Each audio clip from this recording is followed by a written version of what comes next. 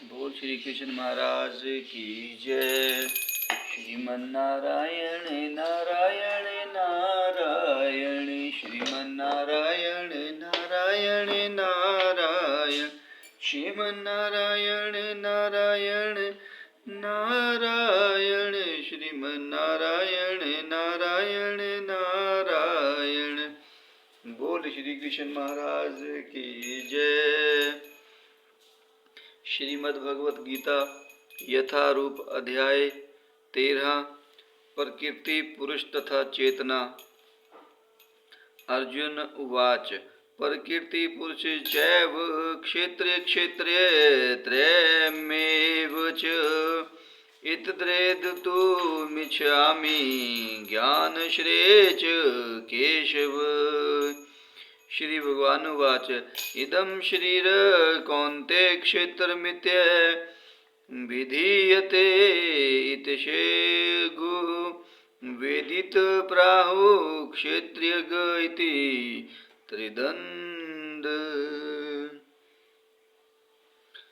अर्जुन ने कहा, हे श्री कृष्ण, मैं प्रकृति एवं पुरुष, क्षेत्र एवं क्षेत्रज्ञ तथा ज्ञान एवं श्रेय के विषय में जानने का इच्छुक हूँ। श्री भगवान ने कहा, हे कुंती पुत्र, यह शरीर क्षेत्र कहलाता है और इस क्षेत्र को जानने वाला क्षेत्रज्ञ है। बोल श्री कृष्ण महाराज की जय। तात्पर्य, अर्जुन प्रकृति पुरुष क्षेत्र क्षेत्रज्ञ ज्ञान तथा क्षेत्र के विषय में श्रेय के विषय में जानने का इच्छुक था। जब उसने इन सबों के विषय में पूछा तो श्री कृष्ण ने कहा कि यह शरीर क्षेत्र कहलाता है और इस शरीर को जानने वाला क्षेत्रज्ञ है। यह शरीर बद्ध जीव के लिए कर्म क्षेत्र है। बद्ध जीव इस संसार में बंधा हुआ है और वह भौतिक प्रकृति पर अपना प्रभुत्व प्राप्त करने का प्रयत्न करता है। इस प्रकार प्रकृति पर प्रभुत्व दिखाने की क्षमता के अनुसार उसे कर्म क्षेत्र प्राप्त होता है। यह कर्म क्षेत्र शरीर है और यह शरीर क्या है? शरीर इंद्रियों से बना हुआ है। बद्ध जीव इंद्र तृप्ति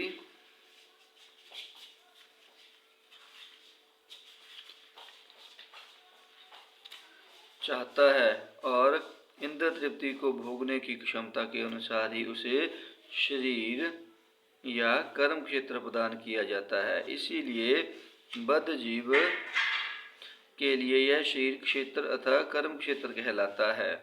जब जो व्यक्ति अपने आप को शरीर मानता है वह क्षेत्रज्ञ कहलाता है। क्षेत्र तथा क्षेत्रज्ञ अथवा शरीर और शरीर के ज्ञाता का अंतर समझ पाना कठिन नहीं है। कोई भी व्यक्ति यह सोच सकता है कि बाल्यकाल से वृद्धावस्था तक उसमें अनेक परिवर्तन होते रहते हैं, फिर भी वह वही रहता है, फिर भी वह व्यक्ति वही रहता है। इस प्रकार कर्म क्षेत्र से ज्ञाता तक वास्तविक कर्म क्षेत्र में अंतर है। एक बद्ध जीव यह जान सकता है कि वह अपने शरीर से भिन्न है। प्रारंभ में ही बताया गया है कि देहिनो सिमन जीव शरीर के भीतर है और यह शरीर बालक से किशोर, किशोर से तरुण तथा तरुण से वृद्ध के रूप में बदलता जाता है। और शरीरधारी जानता है कि शरीर परिवर्तित हो रहा है। स्वामी स्पष्ट क्षेत्रीय है। कभी कभी हम सोचते हैं कि मैं सुखी हूँ, मैं पुरुष हूँ, मैं स्त्री हूँ, मैं कुत्ता हूँ, मैं बिल्ली हूँ। ये ज्ञाता की शारीरिक उपाधियाँ हैं, लेकिन ज्ञाता शरीर से भिन्न होता है। भले ही हम तरह तरह की वस्तुएं प्रयोग में लाएं, जैसे कपड़े इत्यादि, लेकिन हम जानते हैं कि हम इन वस्तुओं से भिन्न हैं। इसी प्रकार थोड़ा विचार करने पर हम यह भी जानते हैं कि हम शरीर से भिन्न हैं। मैं, तुम या अन्य कोई जिसने शरीर धारण कर रखा है, क्षेत्रीय कहलाता है, अर्थात वह कर्म क्षेत्र क्या ज्ञाता है और यह शरीर क्षेत्र है, साक्षात कर्म क्षेत्र है। भगवत गीता के प्रथम 6 अध्यायों में शरीर के ज्ञाता तथा जिस स्थिति में वह भगवान को समझ सकता है उसका वर्णन हुआ है। बीच के 6 अध्यायों में भगवान तथा भगवान के साथ जीवात्मा के संबंध एवं भक्ति के प्रसंग में परमात्मा का वर्णन है। इन अध्यायों में भगवान की श्रेष्ठता तथा जीवन की अधीन अवस्था की निश्चित रूप से परिभाषा की गई है। जीवात्माएं सभी प्रकार से अधीन हैं और अपनी विस्मृति के कारण वे कष्ट उठा रही हैं। जब पुण्य कर्मों द्वारा उन्हें प्रकाश मिलता है तो वे विभिन्न परिस्थितियों में तथा आर्त धनहीन जिज्ञासु तथा ज्ञान पिपासु के रूप में भगवान के पास पहुंचती हैं। इसका भी वर्णन हुआ है। अब 13वें अध्याय से आगे इसकी व्याख्या हुई है कि इस प्रकार जीवात्मा प्रकृति के संपर्क में आता है और किस प्रकार कर्म, ज्ञान तथा भक्ति के विभिन्न साधनों के द्वारा परमेश्वर उसका उद्धार करते हैं। यद्यपि जीवात्मा भौतिक शरीर से सर्वथा भिन्न है, लेकिन वह किस तरह उससे संबंध हो जाता है इसकी भी व्याख्या की गई है। बोल श्री कृष्ण महाराज की जय। क्षेत्रज्ञ चापि मां विधि सर्व क्षेत्रेषु भारत, क्षेत्र क्षेत्रज्ञ योग्यारण्यं यत जानमत मम। हे भरतवर्षी, तुम्हें ज्ञात होना चाहिए कि मैं भी समस्त शरीरों में ज्ञाता भी हूँ और इस शरीर तथा इसके ज्ञाता को जान लेना ज्ञान कहलाता है, ऐसा मेरा मत है। बोल श्री कृष्ण महाराज की जय। तात्पर्य: शरीर के ज्ञाता आत्मा तथा परमात्मा विषयक व्याख्या के दौरान हमें 3 विभिन्न विषय मिलेंगे: भगवान, जीव तथा पदार्थ। प्रत्येक कर्म क्षेत्र में प्रत्येक जीव में 2 आत्माएं होती हैं, आत्मा तथा परमात्मा। चूँकि परमात्मा भगवान श्री कृष्ण का सर्वांश है। अंत श्री कृष्ण कहते हैं कि मैं ही ज्ञाता हूँ, लेकिन मैं शरीर का व्यष्टि ज्ञाता नहीं हूँ, मैं परम ज्ञाता हूँ। मैं शरीर में परमात्मा के रूप में विद्यमान रहता हूँ। जो क्षेत्रीय तथा क्षेत्रज्ञ का अध्ययन भगवत गीता के माध्यम से सूक्ष्मता से करता है, उसे यह ज्ञान प्राप्त हो सकता है। भगवान कहते हैं कि मैं प्रत्येक शरीर के कर्म क्षेत्र का ज्ञाता हूँ। व्यक्ति भले ही अपने शरीर का ज्ञाता है, किंतु उसे अन्य शरीरों का ज्ञान नहीं होता। समस्त शरीरों में परमात्मा रूप में विद्यमान भगवान समस्त शरीरों के विषय में जानते हैं। वे जीवन की विविध योनियों के सभी शरीरों को जानने वाले हैं। एक नागरिक अपने भूमि खंड के विषय में सब कुछ जानता है, लेकिन राजा को न केवल अपने महल का अपितु प्रत्येक नागरिक की भू सम्पत्ति का ज्ञान रहता है। इसी प्रकार कोई भले ही अपने शरीर का स्वामी हो, लेकिन परमेश्वर समस्त शरीरों के अधिपति हैं। राजा अपने साम्राज्य का मूल अधिपति होता है और नागरिक गौण अधिपति। इसी प्रकार परमेश्वर समस्त शरीरों के परम अधिपति हैं। यह शरीर इंद्रियों से युक्त है। परमेश्वर ऋषिकेश हैं, जिसका अर्थ है इंद्रियों के नियामक। वे इंद्रियों के आदि नियामक हैं। जिस प्रकार राजा अपने राज्य की समस्त गतिविधियों का आदि नियामक होता है, नागरिक तो गौण नियामक होते हैं। भगवान का कथन है, मैं ज्ञाता भी हूँ। इसका अर्थ है कि वे परम ज्ञाता हैं। जीवात्मा केवल अपने विशिष्ट शरीर को ही जानता है।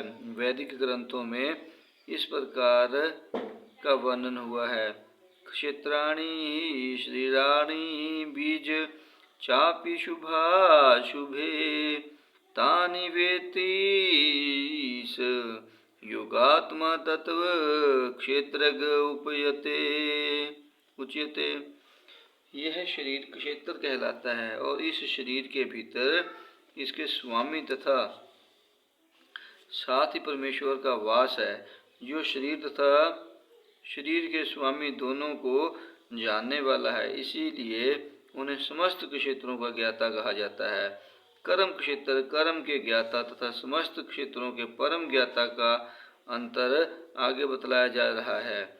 वैदिक ग्रंथों में शरीर, आत्मा तथा परमात्मा के स्वरूप की सम्यक जानकारी ज्ञान नाम से अभिहित की जाती है, ऐसा श्री कृष्ण का मत है। आत्मा तथा परमात्मा को एक मानते हुए भी पृथक पृथक समझना ज्ञान है। जो कर्म क्षेत्र तथा कर्म के ज्ञाता को नहीं समझता, उसे पूर्ण ज्ञान नहीं होता। मनुष्य को प्रकृति, पुरुष तथा ईश्वर की स्थिति समझनी होती है। उसे इन दोनों के विभिन्न रूपों में किसी प्रकार का भ्रम पैदा नहीं करना चाहिए।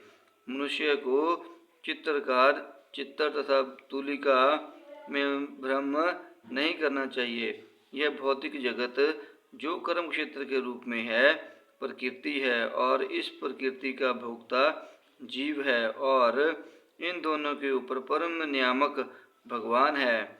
वैदिक भाषा में इसे इस प्रकार कहा गया है। भोक्ता भोग्ये प्रोरितार च मत्वा सर्व प्रोक्त द्विविध ब्रह्म में तत्। ब्रह्मा के 3 स्वरूप है। प्रकृति कर्म क्षेत्र के रूप में ब्रह्म है तथा जीव भी ब्रह्म है, जो भौतिक प्रकृति को अपने नियंत्रण में रखने का प्रयत्न करता है, और इन दोनों का नियामक भी ब्रह्म है, लेकिन वास्तविक नियामक वही है। इस अध्याय में बताया जाएगा कि इन दोनों ज्ञाताओं में से एक उच्युक्त है, जो दूसरा च्युत। एक श्रेष्ठ है तो दूसरा अधीन है। जो व्यक्ति क्षेत्र के इन दोनों ज्ञाताओं को एक मान लेता है, वह भगवान के शब्दों का खंडन करता है, क्योंकि उनका कथन है कि मैं भी कर्म क्षेत्र का ज्ञाता हूँ। जो व्यक्ति रस्सी को सर्प जान लेता है, वह ज्ञाता नहीं है। शरीर कई प्रकार के हैं और इनके स्वामी भी भिन्न भिन्न है, क्योंकि प्रत्येक जीव की अपनी निजी सत्ता है, जिससे वह प्रकृति पर प्रभुता की सामर्थ्य रखता है। अतएव शरीर विभिन्न होते हैं, लेकिन भगवान उन सब में परम नियता के रूप में विद्यमान रहते हैं। यहाँ पर च शब्द महत्वपूर्ण है, क्योंकि यह समस्त शरीरों का घोतक है। वह शील बलदेव विद्याभूषण का मत है। आत्मा के अतिरिक्त प्रत्येक शरीर में श्री कृष्ण परमात्मा के रूप में रहते हैं, और यहाँ पर श्री कृष्ण स्पष्ट रूप से कहते हैं कि परमात्मा कर्म क्षेत्र तथा विशिष्ट भोक्ता दोनों का नियामक है। बोल श्री कृष्ण महाराज की जय। तत्क्षेत्र यज्ञ यादुक्च यदिकारी यतज्ञश यत सचयो यत पर भावज्ञ तस्मासेन में क्षिणु। अब तुम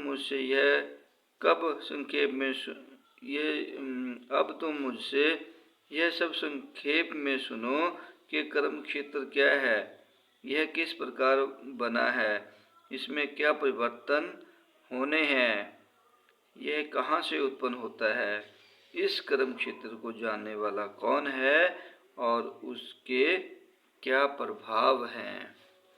बोल श्री कृष्ण महाराज की जय। तात्पर्य: भगवान कर्म क्षेत्र तथा कर्म क्षेत्र के ज्ञाता की सर्वाधिक स्वाभाविक स्थितियों का वर्णन कर रहे हैं। मनुष्य को यह जानना होता है कि यह शरीर किस प्रकार बना हुआ है, यह शरीर किन पदार्थों से बना है, यह किसके नियंत्रण में कार्यशील है, इसमें किस प्रकार परिवर्तन होते हैं, ये परिवर्तन कहाँ से आते हैं, वे कारण कौन से हैं, आत्मा का चरम लक्ष्य क्या है तथा आत्मा का वास्तविक स्वरूप क्या है। मनुष्य को आत्मा तथा परमात्मा, उनके विभिन्न प्रभावों, उनकी शक्तियों आदि के अंतर को भी जानना चाहिए। यदि वह भगवान द्वारा दिए गए वर्णन के आधार पर भगवद गीता समझ लें तो ये सारी बातें स्पष्ट हो जाएंगी। लेकिन उसे ध्यान रखना होगा कि प्रत्येक शरीर के में वास करने वाले परमात्मा को जीव का स्वरूप नाम मान बैठे। ऐसा तो समक्ष पुरुष तथा अक्षम पुरुष को एक समान बताने जैसा है। बोल श्री कृष्ण महाराज की जय। ऋषि भी बरहुब्धा गीत धंधो भी वीर विधे पृथक ब्रह्मसूत्र पदाश्रैव हेतुम दृधि विरनाक्षिते। विभिन्न वैदिक ग्रंथों में विभिन्न ऋषियों के कार्यकलापों के क्षेत्र तथा उन कार्यकलापों को ज्ञाता के ज्ञान का वर्णन किया गया है। इसे विशेष रूप से वेदांत सूत्र के कार्य कारण के समस्त तर्क समेत प्रस्तुत किया गया है। बोल श्री कृष्ण महाराज की जय। तात्पर्य, इस ज्ञान की व्याख्या करने में भगवान श्री कृष्ण सर्वोच्च प्रमाण है। फिर भी विद्वान तथा प्रमाणिक लोग सदैव पूर्ववर्ती आचार्यों का साक्ष्य प्रस्तुत करते हैं। श्री कृष्ण आत्मा तथा परमात्मा की दैवता तथा अदैवता संबंधी इस अतीव विवादपूर्ण विषय की व्याख्या वेदांत नामक शास्त्र का उल्लेख करते हुए कर रहे हैं, जिसे प्रमाण माना जाता है। सर्वप्रथम वे कहते हैं यह विभिन्न ऋषियों के मतानुसार है। जहाँ तक ऋषियों का संबंध है, श्री कृष्ण के अतिरिक्त व्यासदेव महान ऋषि हैं और वेदांत सूत्र में द्वैत की भली भांति व्याख्या हुई है। व्यासदेव के पिता पराशर भी महर्षि हैं और उन्होंने धर्म संबंधी अपने ग्रंथों में लिखा है, अहम तवच तथान्य, तुम, मैं तथा अन्य सारे जीव अर्थात हम सभी दिव्य हैं, भले ही हमारे शरीर भौतिक हों। हम अपने अपने कर्मों के कारण प्रकृति के तीनों गुणों के वशीभूत होकर पतित हो गए हैं। फलत कुछ लोग उच्चतर धरातल पर हैं और कुछ निम्नतर धरातल पर हैं। ये उच्चतर तथा निम्नतर धरातल अज्ञान के कारण है और अतएव जीवों के रूप में प्रकट हो रहे हैं, किंतु परमात्मा जो उच्युत है, तीनों गुणों से अदूषित हैं और दिव्य हैं। इसी प्रकार मूल वेदों में विशेषतः कठोपनिषद में आत्मा परमात्मा तथा शरीर का अंतर बताया गया है। इसके अतिरिक्त अनेक महर्षियों ने इसकी व्याख्या की है, जिनमें पराशर प्रमुख माने जाते हैं।